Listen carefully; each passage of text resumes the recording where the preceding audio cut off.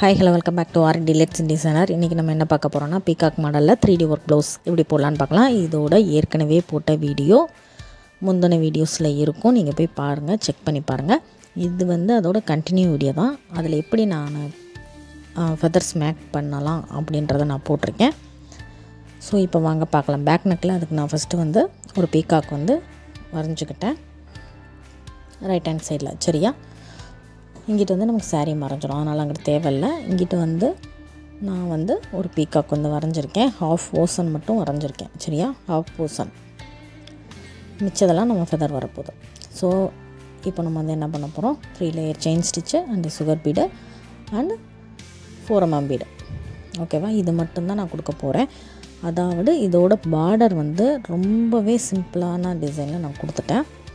ஏன்னா ரொம்ப heavy work வேணாம் அப்படின்னு நான் நினச்சேன். அதனால் சிம்பிளான டிசைனில் நான் கொடுத்துருக்கேன். அந்த பிக்சர் வர இடத்துல மட்டும் நீங்கள் பீடை விட்டுட்டு கண்டினியூ பண்ணணும். சரியா, ஏன்னா நமக்கு அங்கே சுகர் பீட் லைனில் ஸ்டிச் வரப்போகுது அவுட்லைனாக. அதனால் நம்ம இந்த கேப்பை நம்ம விட்டுருக்கோம். ஓகேவா, ஸோ இதுதான் அந்த மாடல். ரொம்பவே சிம்பிளாக எல்லோரும் யூஸ் பண்ணுற மாதிரி ஒரு மாடல் தான் நான் எடுத்து வச்சுருக்கேன். ரொம்ப ஜர்தோசி ஒர்க் இதெல்லாம் அவ்வளோவெல்லாம் இருக்காது, அதாவது பார்டரில். சரியா, நம்ம பீகாக் கிராண்டாக காட்ட போகிறோம்ல, அதனால் பார்டர் அவ்வளோவா வேணாம்னு சொல்லிட்டாங்க. ஸோ சிம்பிளாக இருந்தால் போதும் அப்படின்றனால இதை மாதிரி நான் செஞ்சுருக்கேன். இது என்னென்னா உங்களுக்கு தெரியும், சக்கரி வச்சு ஸ்டிச் பண்ணிவிட்டு அதில் ஸ்டோன் ஒட்ட போகிறோம், அவ்வளோதான். ஸோ வளைவாக வர மாதிரி இந்த இதுக்கு நீங்கள் என்ன டிசைனாலும் கொடுத்துக்கோங்க. சிம்பிளாக இருக்கட்டும்னு இப்படி கொடுத்துருக்கேன். நீங்கள் இது வேண்டாம் பரவாயில்ல, பார்டர் மட்டும் போதும் அப்படின்னு நீங்கள் நினச்சாலும் ஓகே தான். சரியா, ஸோ இது மாதிரி எல்லாத்துக்கும் கொடுத்துக்கோங்க. சக்கரை எப்படி ஸ்டிச் பண்ணணும்னு உங்களுக்கு தெரியும்னு நினைக்கிறேன். எல்லாத்துக்கும் தனித்தனியாக நாட் போட்டுக்கோங்க. நான் இதுக்கு ஒயிட் கலர் ஸ்டோன் ஒட்ட போகிறேன்.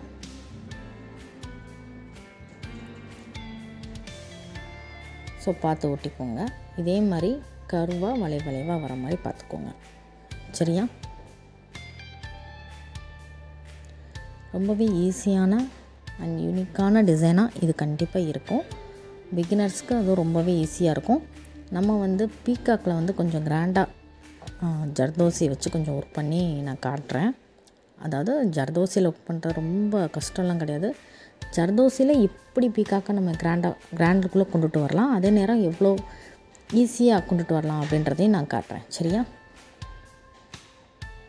இப்போ இதெல்லாமே முடிச்சாச்சுல்ல. இப்போ நம்ம என்ன பண்ண போகிறோன்னா, இந்த இது எல்லாத்துக்கு அடியிலையும் இருக்கிற த்ரெட்டை நான் எடுத்து விட்றேன். சரியா, இதை மாதிரி குட்டி குட்டி த்ரெட்டு நீங்கள் வெளியே தெரிஞ்சது அப்படின்னிங்கன்னா அப்பப்போ நீங்கள் எடுத்து விட்டிங்கன்னா உங்களுக்கு ஈஸியாக இருக்கும். அதை ஆக்சுவலாக இதே நூலில் தான் நம்ம போடுறோம், தெரிய வாய்ப்பில்லை, இருந்தாலும் நீங்கள் பார்த்துக்கோங்க. ஓகேவா, so next blue colour thread, அதாவது வயலட் கலர். ஓகேவா, சேரீ வயலட் கலர் நான் லாஸ்ட்டு காட்டுறேன். சேரீ வீடியோவும் நான் உங்களுக்கு தனியாக காட்டுறேன்.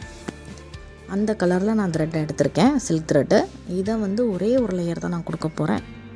சரியா, 2 லேயர் வேணாம், ஒரே ஒரு லேயர் சுற்றி அவுட்லைனாக நம்ம கொடுத்துக்கலாம்.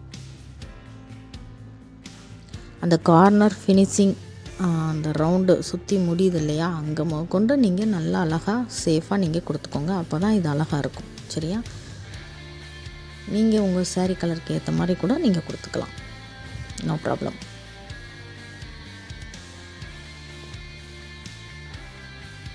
ஸோ கொடுத்துட்டு நீங்கள் நாட் போட்டுக்கோங்க. இதே மாதிரி எல்லா வளைவாக இருக்குல்ல, அந்த எல்லா டிசைனுக்கும் நீங்கள் கொடுத்துக்கோங்க. கொடுத்து முடிச்சுட்டு நான் இப்போ நெக்ஸ்ட்டு நான் என்ன பண்ண போகிறேன்னா, ஸ்டோன் ஒட்டலாம். ஸ்டோன் ஒட்ட போகிறோம். அந்த சக்கரிக்கு ஏற்ற மாதிரி ஸ்டோன் நீங்கள் ஃபிக்ஸ் பண்ணிக்கோங்க. குட்டியாக இருந்துச்சுன்னா ரொம்ப உள்ளே போயிடும், அதே நேரம் ரொம்ப பெருசாக இருந்துச்சுன்னா ரொம்ப வெளியே நீட்டிட்டு. அப்படி இல்லை, உங்களுக்கு சக்கரை எனக்கு எப்படி கொடுக்கணும்னு தெரில அப்படின்னிங்கன்னா அந்த இடத்துல நீங்கள் 4 mm பீடோ அல்லது 5 mm பீடு அதை மாதிரி கூட வச்சு நீங்கள் சிம்பிளாக நீங்கள் முடிச்சிடலாம். ஓகேவா, இப்போ நெக்ஸ்ட்டு பீகாக்கில் நம்ம நான் வந்து என்ன பண்ணியிருக்கேன் நெக்குக்கு, அதாவது பீகாக்கோட கழுத்துக்கு வந்து நம்ம வந்து ஜர்தோசி கொடுத்துருக்கோம். என்னதுன்னா ஸ்டெம் ஸ்டிச், அவ்வளோதான், வேறு ஒன்றுமே இல்லை. சரியா? அது உங்களுக்கு எப்படி போடணுன்னு தெரியும், போட்டுக்கோங்க. நெக்ஸ்ட்டு ஒரு பார்ட்டாக பிரித்து அந்த பார்ட்டில் வந்து ஃபுல்லாக ஃப்ரெஞ்ச் நாட் கொடுத்துருக்கேன். அதுக்கடுத்து ஒரு லைன் வந்து sugar bead, French knot sugar bead, இதை மாதிரி ஆர்டர் படி லைனாக நான் கொடுத்துட்டு வந்திருக்கேன். சரியா? அவ்வளோதான், வேறு ஒன்றும் பெரிய இதெல்லாம் கிடையாது, இவ்வளோ தான். உங்களுக்கு ஜர்தோசியில் வந்து ஸ்டெம் ஸ்டிச் போடும்போது வேகமாக உங்களுக்கு ஃபில் ஆகிடும். சரியா? நிறையா ட்ரிக்ஸ் இருக்குது. அதாவது ஜர்தோசியை வச்சு உங்களுக்கு ஃபில்லிங்ஸ் போடணும் அப்படின்னிங்கன்னா ஒன்று ஸ்டெம் ஸ்டிச் யூஸ் பண்ணுங்கள், இல்லாட்டினா செயின் ஸ்டிச் யூஸ் பண்ணுங்கள். அது மாதிரி பண்ணும்போது ரொம்பவே ஈஸியாக இருக்கும். இப்போ பாருங்கள், நான் அடுத்த பாட்டுக்கு வந்து நான் வந்து chain stitch, zardozi chain stitch போட போகிறேன். அதுக்கு வந்து ஃபஸ்ட்டு நான் ஜம்கி லோட் பண்ணிவிட்டு நாட் போட்டுட்டு அவ்வளோ தூரம் ஒரு கொஞ்சம் சென்டிமீட்டரில் நம்ம கேப் விட்டுட்டு நாட் போட்டுட்டு மறுபடியும் லோட் பண்ணிவிட்டு பாருங்கள், உங்களுக்கே புரியும் நான் சொல்கிறத விட. சரியா? இப்போ நான் பாருங்கள் ஜம்கி லோட் பண்ணுறேன், பண்ணிவிட்டு லாக் போட்டுட்டு கொஞ்சம் கேப் போட்டுட்டு மறுபடியும் லாக் போட்டுட்டு திரும்ப வந்து அந்த நூலில் நம்ம இதை லோட் பண்ணணும். எதை? ஜர்தோசி சின்ன சைஸாக நீங்கள் கரெக்டாக கட் பண்ணி வச்சுக்கோங்க. அதை லோட் பண்ணிவிட்டு அந்த இதை வந்து இதில் நம்ம இது பண்ணணும், ஜமிக்கியில் அந்த ஹோல்ஸ் இருக்கும்ல அதில் விட்டு திரும்ப எடுக்கணும். எடுத்துகிட்டு மறுபடியும் பேக்கில் கொண்டுட்டு கொஞ்சம் அதாவது நான் செயின் ஸ்டிச் முடியுது இல்லையா, அதில் கொஞ்சம் நடுவில் கொண்டுட்டு வந்துட்டு மறுபடியும் அந்த இதிலேருந்து நூல் எடுத்து ஜமிக்கி நீங்கள் லோட் பண்ணணும். சரியா? ஆக்சுவலாக அதனால உங்களுக்கு ஜூம் பண்ணி காட்டியிருக்கேன், இந்த ஸ்டிச் எப்படி போடலாம் அப்படின்றத உங்களுக்கு புரியும்னு நினைக்கிறேன். நார்மல் செயின் ஸ்டிச் நீங்கள் எப்படி போடுவீங்களோ அதே தான், நம்ம ஜமிக்கி வச்சு கொஞ்சம் ஆல்டர் பண்ணி போட்டிருக்கோம், அவ்வளோதான். அடுத்து நான் அங்கங்கே ஒரு லைன் வந்து 3 லைனாக பிரித்து கேப் விட்டு பிரிச்சுருக்கேன். அந்த லைனில் சில்க் த்ரெட்டு ஜரி த்ரெட் இருக்குல்ல, கோல்டு ஜரி த்ரெட், அதை வந்து நான் கொடுத்துருக்கேன். ஸோ மிச்ச ஸ்பேஸ் இருக்குல்ல, அங்கே வந்து நம்ம என்ன பண்ணியிருக்கோம்னா கட் பீடு, ஓகேவா, கோல்டு கட் பீடு யூஸ் பண்ணியிருக்கேன், சின்ன சைஸ் கட் பீடு, ஓகேவா. ஸோ அவ்வளோதான். ஸோ முடிஞ்சது நமக்கு இது. அதுக்கடுத்து நெக்ஸ்ட்டு ரொம்பவே இம்பார்ட்டண்ட்டானது ஃபெதர்ஸ். இப்போ வந்து நம்ம அரேஞ்ச் பண்ணிக்கலாம். சரியா? நான் எப்படி அரேஞ்ச் பண்ணுறேன் பாருங்கள். ஃபஸ்ட்டு 1 வச்சுருக்கேன், அடுத்து 2, அடுத்து 3, அடுத்து 4. இந்த மாதிரி லேயராக நீங்கள் மேலே அடிக்கிட்டு வரணும். ஓகேவா? இதை மாதிரி தான் நீங்கள் அடிக்கணும். அதாவது கீழேருந்து மேலே நீங்கள் அடிக்கிட்டு வரணும், மேலேருந்து கீழே போகக்கூடாது. இப்படி நான் அடுக்கிற மாதிரி தான் நீங்கள் அரேஞ்ச் பண்ணணும். சரியா? எக்ஸ்ட்ரா 1 2 எக்ஸ்ட்ரா இருந்துச்சுன்னா அதை நீங்கள் பார்த்து எங்கே அரேஞ்ச் பண்ணால் கரெக்டாக இருக்குமோ நீங்கள் அங்கே அரேஞ்ச் பண்ணிக்கோங்க. சரியா? இவ்வளோ தான். இப்படி நீங்கள் அடுக்கிட்டிங்கன்னா போதும், வேறு ஒன்றுமே இல்லை. நல்லா ஞாபகம் வச்சுக்கோங்க, இது கீழேருந்து மேலே நோக்கி தான் அரேஞ்ச் பண்ணணும். சரியா? ஃபஸ்ட்டு கீழேருந்து அப்படியே தான் மேலே போகணும். நீங்கள் மேலே இருந்துட்டு அப்படியே கொண்டுட்டு வந்தீங்கன்னா அது ஃபெதர்ஸ் வெளியே இருக்கிற மாதிரி தெரியாது.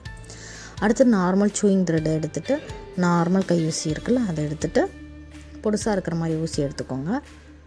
அதை வந்து நம்ம ஸ்டிச் பண்ண போகிறோம். ஸ்டிச் பண்ணுறது ஈஸி தான், உங்களுக்கே தெரியும். நார்மலாக நம்ம ஏதாவது ஸ்டிச் பண்ணுவோம் அது மாதிரி நீங்கள் ஸ்டிச் பண்ணிக்கோங்க. ஆனால் இதில் என்னென்னா, நீங்கள் ஸ்டிச் பண்ணுறப்போ லெஃப்ட்டு ரைட்டு அண்டு நடுவில் சென்டர், ஓகேவா, லெஃப்ட்டு ரைட்டு சென்டர், இதை மாதிரி நீங்கள் வந்து ஸ்டிச் பண்ணிக்கோங்க.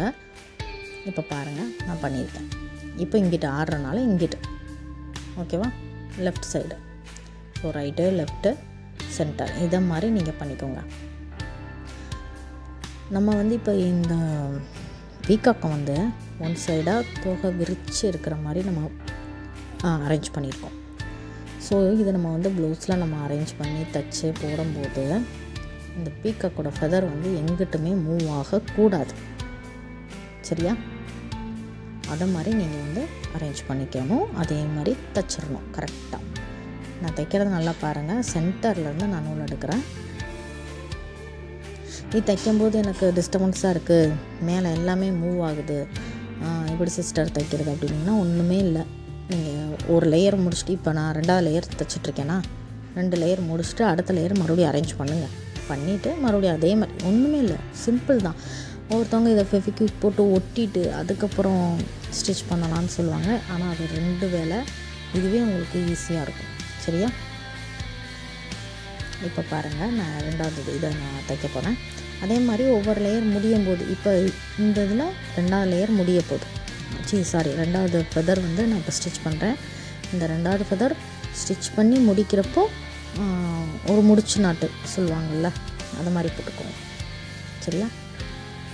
அதாவது கண்டினியூஸாக கொண்டுட்டு வந்தீங்கன்னா லூஸ் விடும்ல, அதுக்காக சொல்கிறேன். ஒவ்வொரு லேயர் முடியும் போது நீங்கள் வந்து நல்ல நாட் போட்டுக்கோங்க.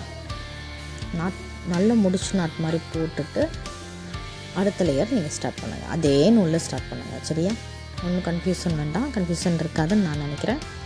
இப்போ பாருங்கள், நான் சென்டரில் ஸ்டிச் பண்ணியிருக்கேன். அடுத்ததை ஸ்டிச் பண்ணும்போது சென்டர் இப்போ பார்த்தீங்கன்னா, இப்போ நான் இந்த ஃபெதரை வந்து நான் சென்டரில் மட்டும் ஸ்டிச் பண்ணிவிட்டு லெஃப்ட் ஹேண்ட் சைடு இந்த சைடும் ஸ்டிச் பண்ணிட்டேன்னா மேலே வந்து உங்களுக்கு லூஸாக இருக்கும். ஸோ மேலேருந்து ஒரு மாதிரி ஆடிட்டுருக்குற மாதிரி இருக்கும், அல்லது கேப் இருக்கிற மாதிரி இருக்கும். அதை ஃபில் பண்ணுறதுக்காண்டி தான் நான் சொல்கிறேன், லெஃப்ட்டு ரைட்டு சென்டர்.